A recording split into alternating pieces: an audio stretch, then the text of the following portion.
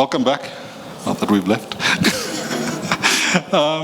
So right now we're going to talk quickly about how AI can reshape work environments. I mean, AI has become a massive reality, right? Especially over the last few years. I think with the public launch of like ChatGPT and those large language models.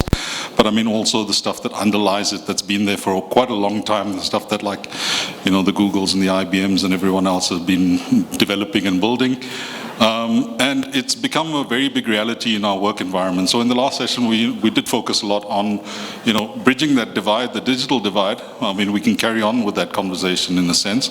And we also need to talk about how AI is going to shape our workforce, right? It's already there. It's not something that's coming, right? And just in the way of the panel, we've got Iemraan, we've got John, and Kiv, right? And as suggested just now, I think let's go around. We'll go through the panels. We'll get some thoughts, right? I think just the one thing is we need to keep it brief and concise. Otherwise, we're going to be Katie's going to come around and yell at us. All right. So just to open up the discussion, in your view, what have been those major trends in AI that have been shaping how we work? Any takers? Kiv? Yeah, but I don't mind going first. So I'm Kiv. I'm the Country Managing Director for Workday South Africa. Workday is a technology player when it comes to cloud computing, HR and finance in the cloud. So we're seeing quite a few trends with the customers that we consult with. A lot of it's based on productivity. So I think anything to do with automation of human workflows that can assist a human in terms of being more efficient and effective. We're definitely seeing a big trend in that. You spoke about ChatGPT. Obviously, most organizations are looking at how do they use that more effectively as well. But we're seeing different trends when it comes to recruiting, when it comes to hiring, doing things like performance management, and even on the finance side when it comes to finance reconciliation. Okay. And John? Thank you. So when we look at artificial intelligence, right? Artificial intelligence allows you to essentially have Google on your laptop. And when I say Google on your laptop, I mean every piece of known knowledge or information that is out there brings it to you. Now, when you look at what AI is actually bringing to the workplace, and I like the way you talk about automation and stuff like that.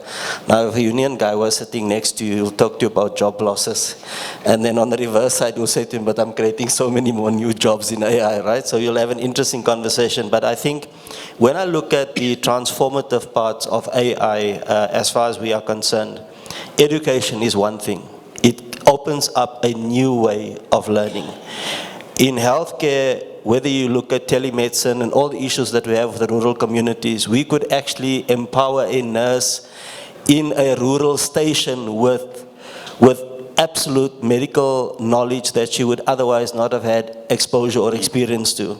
We could provide around infrastructure, the expansion of the smart cities and smart governments that we're hoping to see, because people would be able to talk to a phone without knowing even how to type, and this thing will answer them and they can find out how much money they owe when their pensions are going to be paid. So I think when it also comes to issues around gender equality, it creates equal access to information to everyone, irrespective whether you are male or female. As far as the partnerships grows, it opens up a way of having a different partnership with your workplace as well as a different partnership with the skill base that you are from. But I think the important part around AI's biggest transformer is it will supply information at bulk with an interpretation not of your own. And unless you are skilled enough to understand what it means, you're going to find yourself in an interesting space. Thanks. Okay, Iemraan? My name is Iemraan, and I'm from a company called the Strategic Thinking Partner. My passion and why the lens that I want to bring to this forum is from a multi-generational perspective, that 3 or 4 generations arrive in the world of work. And for me, specifically in the South African context, there's a term that I'm watering, which is Afrillennials. What that means and how it relates back to the AI discussion is that we, from a South African perspective, we have the apartheid as a big milestone in South Africa. Then we have, the transitional cohort or generation. Then we have the born frees. I would term it as Afrillennials, and then Gen Alphas and Gen Bs. And what that highlights for me is that the people in charge, the leaders and the managers at the moment, they need to allow the digital natives to play with things. Because from a leadership perspective, that is the important thing. You can't, somebody in the earlier panel said, they Google, they YouTube, they do things, and it's allowed for those type of things in your KPIs, in your education system, to be able to say, how do I play for that? Because at the moment, we just blankly term everything as education.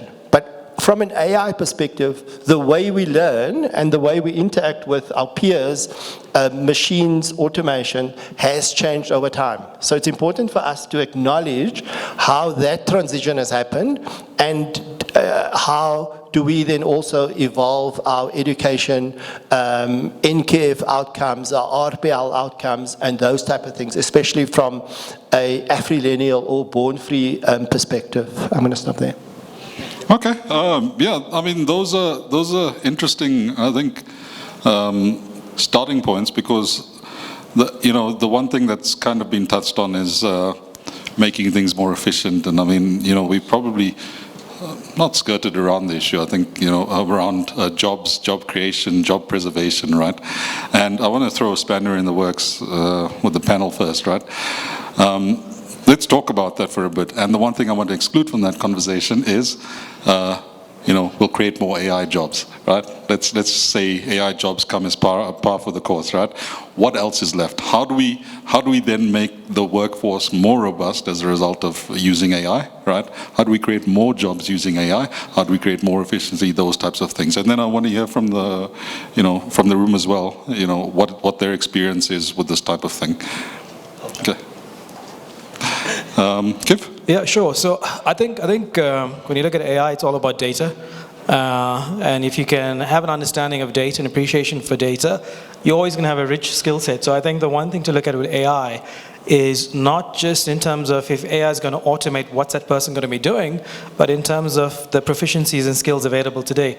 My son's 9 years old. He's been using an Amazon Alexa from the time he was 3. There's no curriculum available to teach him how to do so. But the stuff that he's able to ask in terms of large language queries, complexity of dinosaurs to Black Panther, it's just completely insane. So I think that when you look at jobs in South Africa, there's a lot of cool jobs now opening up, data scientists, data migration, focus on data, which is great to see. For me, I still think the role is that you got to be able to run with the machines. So you got to be able to augment technology in what you're doing to improve productivity, but not to replace what a human's doing at the moment. Okay. So if you can enhance that to a certain degree, certain level, then that definitely will assist. Great. Sorry, Jay, I was laughing when he was explaining about his son. It reminds me of my granddaughters. So we used to get away with answering them on specific questions, touchy questions, in a politically gender-sensitive, age-sensitive manner. But with the fact that they've got access to all these things on the mobile phones, you get told very quickly, no, that's not the right answer. What do you mean it's not the right answer? No, but I've already found out what the answer is. I just wanted to make sure that it is the right answer. So I think the issue around data, what you said earlier, is very, very important. So it opens up a wide variety of skill sets, because remember, AI will only give you interpretation based on the data that you have available. So I think there is a lot of menial jobs at the moment when you look at admin. And I tell you what, I must give a big ups to the legal firms, if there are any in the house, especially the debt collector legal firms. Because I even got an AI phone call the other day asking me, am I interested in something, or did you know this, or did you know that? And I'm trying to speak to this woman, she's just ignoring me. And only when I said certain keywords, she then started responding, and that's when I realized, wait a minute, this is an AI. This is not a real person, because it makes now for, it creates certain opportunities, I think. So while I'm talking about it in a funny way, but it creates opportunities for 24/7 business, for things that we know is going to take a lot of time and it's repetitive work. But I think the important thing that we need to realize about AI is somebody needs to write those algorithms. Somebody needs to create those AIs. And I think if we look at the amount of things that we are trying to do in terms of standardization, I see a huge opportunity for the youth in building the thought patterns and the interpretations of AI of the future. And I think that is where the real skills development is going to be, because a lot of effort will get into automation, but I think when it gets to the education sector, AI will play a bigger role in a skill-based learning environment where it's targeted to growing specific parts of our economy. Thanks. Okay. You want to go? Yeah. Okay. Iemraan? Thanks. Again, to add, I think the important thing for me is, again, we're saying we need, a certain skill set to write the AI, but I also think that we need to also, again, in the fullness of time, allow the digital natives, the kids, to be able to play in that AI space. They need to be able to, if I write the code, I mean, the terminology that we're using, I need to write code. I think I just need to write an instruction, act as a role, and deal it. A lot of the kids today, they already are playing in Chat GPT. So if we bring it into the world of work, from that generational perspective, is, you need to start with simple roles, simple instructions, for to engage with Chat GPT, and then you allow, and you create that opportunity from an education perspective, to say, if there is a human person involved in this whole value chain from an AI perspective, what does it mean? So again, it starts allowing us to create meaningful work. Okay, yeah. I think that's a big one, right? And I mean, we're talking about sustainable development goals in particular. Meaningful work, I think it's goal number 8, if I'm not mistaken, is meaningful work, right? It's not just having work. I mean, you could stand there the whole day breaking rocks. That's not work, right? It's something that gives you some kind of purpose and meaning, and that's ultimately what we're talking about, building a workforce that's ready to be, that's ready to contribute to society in a meaningful way that's also meaningful for them. Yes? Sorry. Sorry. Sorry. I thought we were going to contribute. Yes. So I'm going to move there. Yeah. So I think for me, it's really about, we talk about sustainable development goals. Oh, there is one. There you go. And we talk about the fact is the digital divide, right? It is an important conversation. The AI and the school AI is for the privileged. And how do we get our corporates to contribute, and I'm talking about the EYs, the Accentures, the SAPs, to contribute, and I know that, you in the tech space as well, to ensure that we contribute to get this conversation to the young child in Alex. Because if we are going to uplift the communities when it comes to AI, and we're not talking, poverty, unemployment, all of that, we're really talking about how do we build this digital divide. I think for me, it's what are the conversations we as change agents within the IT sector is ensuring that our corporates are working with the communities on that. So it's changing the conversation from sanitary pads only and water. This is a really big thing, and it's a privileged conversation that we end up having with our kids in high school. So yes, you can encourage them to write their emails for ChatGPT, but our kids don't have laptops and data. So that's that bridge that we need to ensure that we get to. Anybody else? Okay.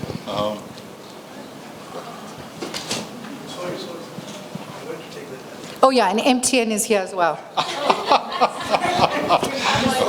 We'll get MTN's thoughts on bridging the digital divide. Good day, colleagues. My name is Lesego Tau. I'm a skills auditor by profession, and I also have an NPO in the psychosocial space.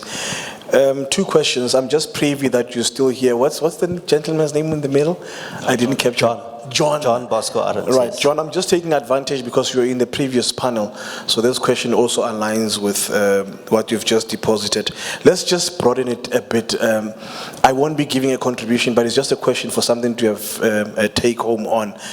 There is this crisis of the lone narrative on IT infrastructure from our South African leaders. The lone narrative on the IT infrastructure. This is what I mean. It looks like the lone narrative is sold to paralyze our South African leaders on the economic stability of the country. This is what I mean. South Africa is capable to have IT infrastructure, but somebody from Europe and other continents is promoting the loan narrative to say, you can't, South Africa, let's help you with a loan. So South Africa has adopted this mindset of receiving loans from external investors thinking that we don't have. What creates that type of mindset from our South African leaders? The second question that I have is for you, my good sir. The investor role modeling. There is not much appetite from our African diaspora. This is what I mean. I attend a lot of conferences just for capacity building. You find that our own African brothers don't have an appetite. I'm not saying black, I'm saying African brothers and sisters. They have no appetite in investing in their own continent. You find that these are brothers from Asia and Europe that are interested to invest in our country. Once again, what creates that type of mindset for not having an investor appetite from our own African diaspora? Thank you, Chair. Before we go on to the next comment, I think let's let John and Kiv answer that before we forget, and then we'll move back on.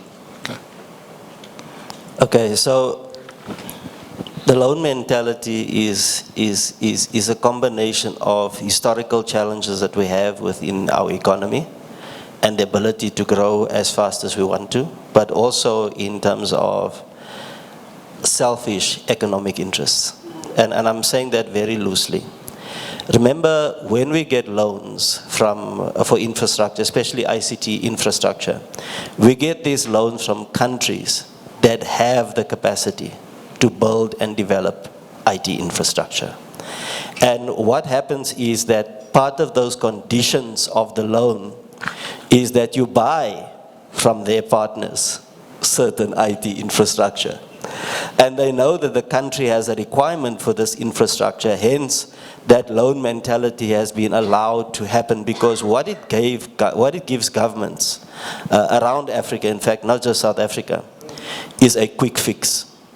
So we know that we need this amount of infrastructure, and we can buy something that is ready made, ready built, and can be used quickly and can be imported, and it'll be on our docks tomorrow, and it'll be installed within 6 to 8 months, and it's operational and working. But I think the point that you are actually raising is to say that this loan mentality is actually going against our ability to do it for ourselves. And I know exactly where you are coming from. In fact, one of the things we do in the Chartered CIO Council is to force on building local skills, local competencies, and to localize certain of the things that we are doing. Because otherwise, as a country or as a continent, we become ourselves held hostage by geopolitical forces. Because I'll give you an example. So South Africa is in a unique position where it's both parties to the east and the west. Or should I say to the BRICS and the non-BRICS alliance.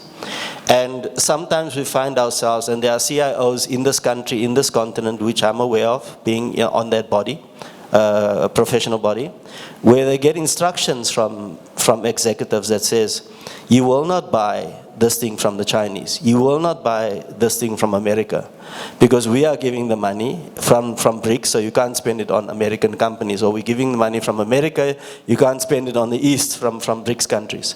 So I think these are some of the challenges that we have, and what that does is it negatively impacts South Africa or Africa's ability to make their own decisions in the best interest of countries.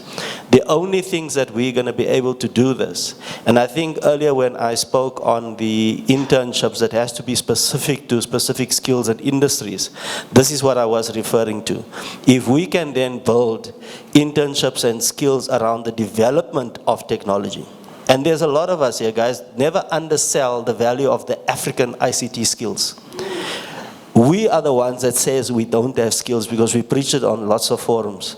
And the reason why we don't have skills is not because we didn't have skills, it's because everybody else took them. Go to UK, go to London, go to America, go everywhere. You'll find in the EU, you'll find them even in the East. South African skills and resources are building the future economies, even from an ICT perspective, across the world. Dubai was built by some of our best engineers, as an example, right? So what we need to do is to be able to create opportunities for the growth of skills that can continue and build and manufacture a proudly African-owned ICT infrastructure capability. And there's no reason why we can't, but we need to be intentional about it. And I think when we look at policy, the government needs to change its approach from saying it's a nice to have to making it intentional and actually allocate a percentage of the GDP that must be generated using localized products and skills. And you'll see that where we have been very successful as an Africa diaspora is where those policies were implemented, they were followed, they were monitored, and they were made sure. And that's why today we have the Dangotes of the world, we have the Patrice Motsepis of the world, we have people that are running companies across the globe and they're successful at it. Thank you, Chair. Thank you, John.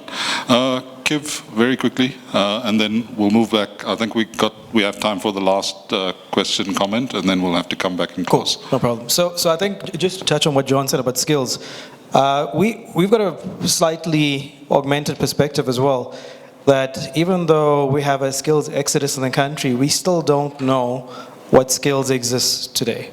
So I'll give you an example. Within a company, you could have various employees doing various roles. They've hired to do something, which is a job economy. So they got hired to do a certain job. However, they could possess a skill set today of a future job that you might have.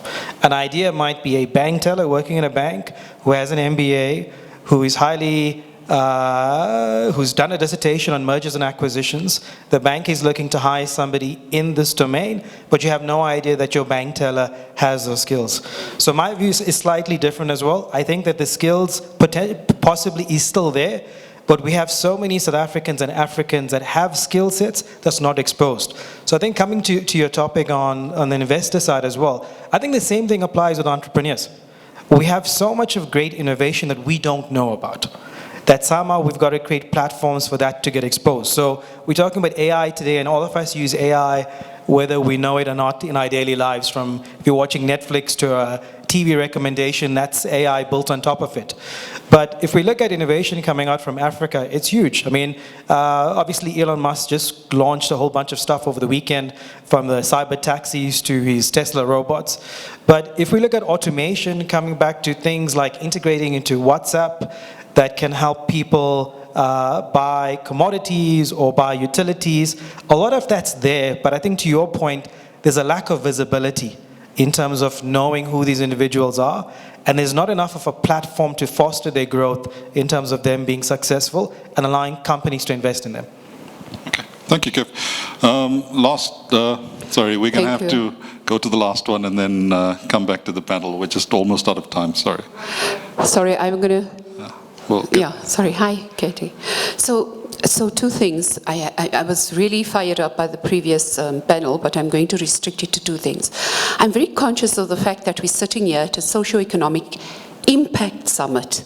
And my concerns are going to be around saying, when we leave the summit, it's going to be great. We had wonderful croissants to eat. But what is the impact that we're wanting to make to make sure that we take this work forward.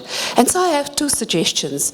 And the first is, and please record this, can the Honourable Minister Siviwe Gwarube get herself towards herself and do two things? Understand she's a damn basic Minister of Education for the whole of South Africa.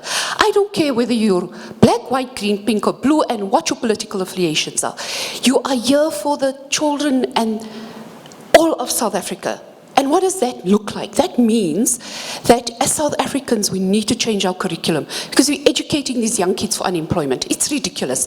Kev, language. Can you please learn Zulu and Sotho and Afrikaans at home? It's really great. I'm being very controversial and deliberately so. Because the language we now need to learn is Python, SQL, and what's the other one? Java? Java. Yes. Yeah, that one. Now, I mean, I'm a Gen X, and I know there's millennials and but I even understand that you cannot, I mean, right now they're busy teaching young people coding, which is brilliant. But Shakespeare is doing bugger all for us, okay? Can we please learn Java, Python, and SQL? That's the first thing. So we need to understand curriculum development needs to change in this country. We must change curriculum. For TVETs, for university, I mean, yeah, let me not go there. The second thing that we really need to do is we need to appeal to our telecoms divisions to reduce data or zero rate data for young people. For God's sake, please, can somebody speak to somebody and ask them to stop having super profits around this? Because it is possible in a world to be able to get these young, these young people are amazing. They teach me things every day that blows my mind. Your young son, you're probably learning more from him as a CEO than you've ever learned in your life before. John, you and me, we're in the same WhatsApp group. We're there in the quarter to retirement age, right? But let me say this to you, that until we get young people to think differently from an entrepreneurial and creating their own jobs instead of being employees, that's where we're going to make an impact. So please, impact people, impact. Thank you. Thank you. Just going to allow one more. Okay, we've got some time. I thought that I'm covered, but I'll just make a quick comment from the Progressive Business Forum, which belongs to the African National Congress. You've also got MTN behind you. Yes. I had an opportunity of visiting FOCAC, attending FOCAC, and as well as the 30 years of democratic socio-economic collaboration between Ivory Coast and South Africa. I just came back yesterday, and to visit some projects on the ground. What I found to be interesting, it's not lack of education. Let me talk about what I learned in China, talking to the ministry. They are teaching now their citizens to be assertive. They found that that is the key problem. It's not the skills. So the soft skills that we undermine, we're pumping hard skills, technical skills, but the soft skills, the mindset of people, it's the biggest barrier. That's what they have. Because we've got so many people who who are self-taught, but they do wonders. They make even more money. They don't need formal jobs. But our young people who come out of this education, they're brainwashed. That you need somebody to make you something. And if we can just go over that, culture change. There's another thing. If I put an X and vote for this party, everything is sorted. So I depend on that person. I don't have to think, I don't have to do anything. Our biggest problem in the country, I think it's a change of mindset that we require. I think that is a brilliant comment. I just want to comment. Can I just comment? Yeah. I think we must give Katie the foresight. I'm sitting here as a social scientist, and that angle that why I'm on the panel is to be able to go, how do we and at the moment, I mean, the narrative goes, we must educate, we must teach our children. In actual fact, we must teach our parents, our teachers, our leaders in charge to be able to let go.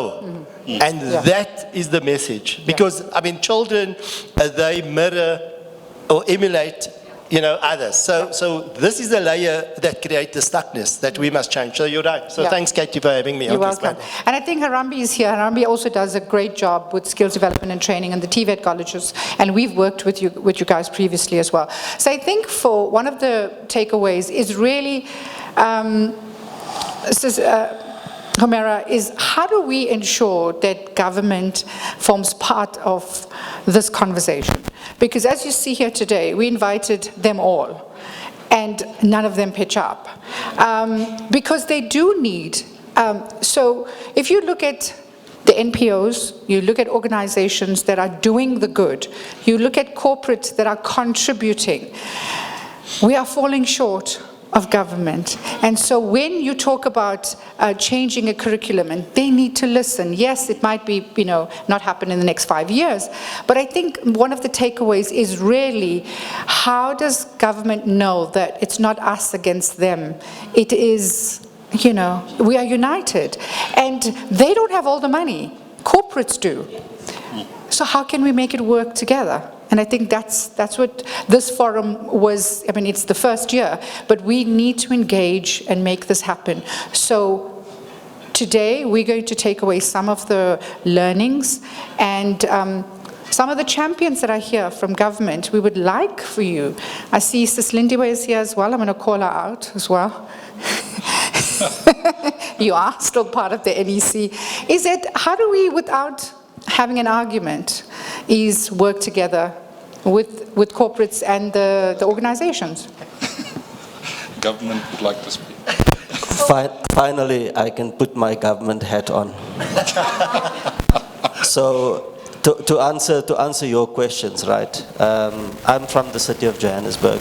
I'm the acting group chief technology officer for the city of Johannesburg in my permanent job. I think what we have done is that from our IDP sessions and including our GDS 2040 strategy as a city, we've identified that digital and digitization of our citizens is not only going to make the city of Johannesburg more successful and not only make the city of Johannesburg more profitable, but will turn the city of Johannesburg into the preferred digital hub for Africa.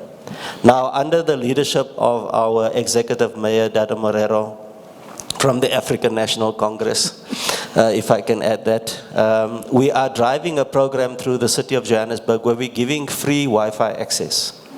We are spending money from our own GDP, from our own income and revenue, and we're expanding Wi-Fi footprint. In fact, we've taken it a step further. You asked for the students.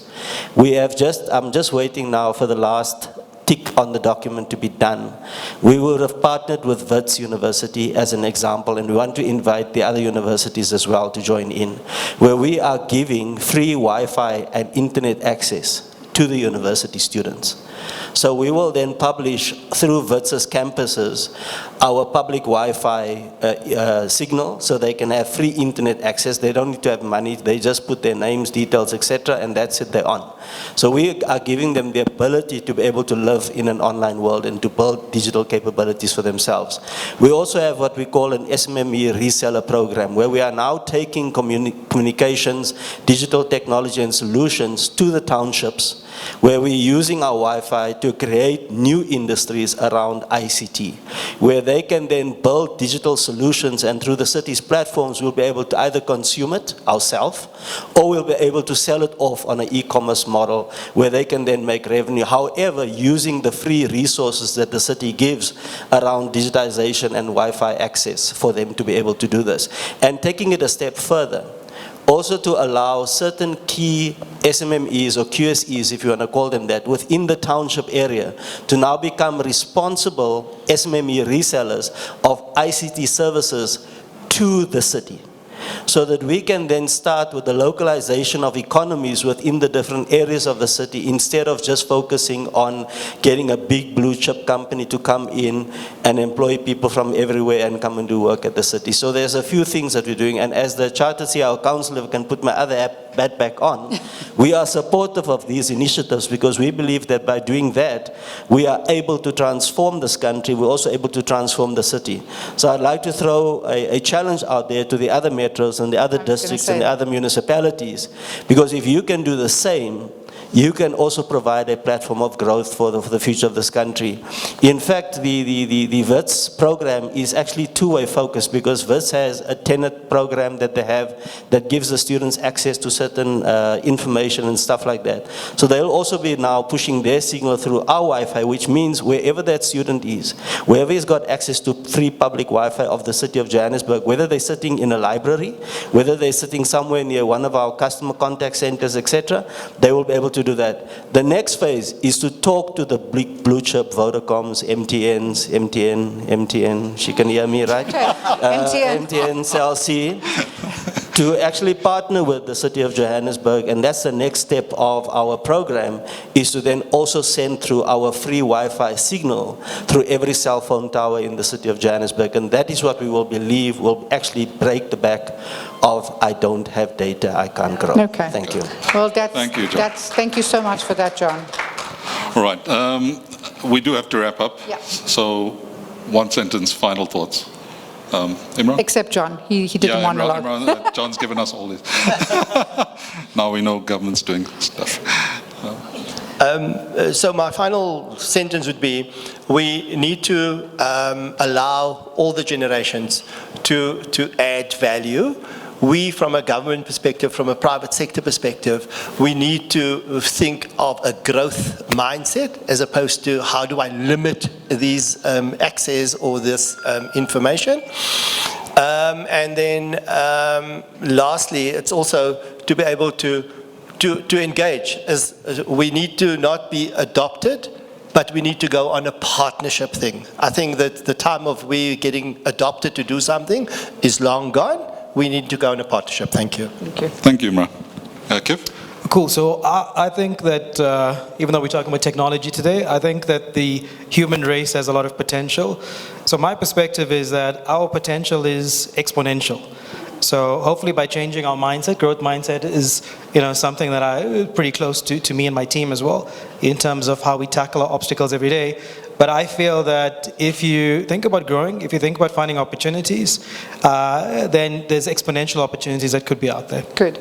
I think if I could get an email from all of you to say what is your challenge and so if we come back next year, we can actually report back on that, including you, Uncle John, to see what the rest of the city looks like, as well as what the rest of the conversations in the country looks like, because we want to take this to the rest of the country.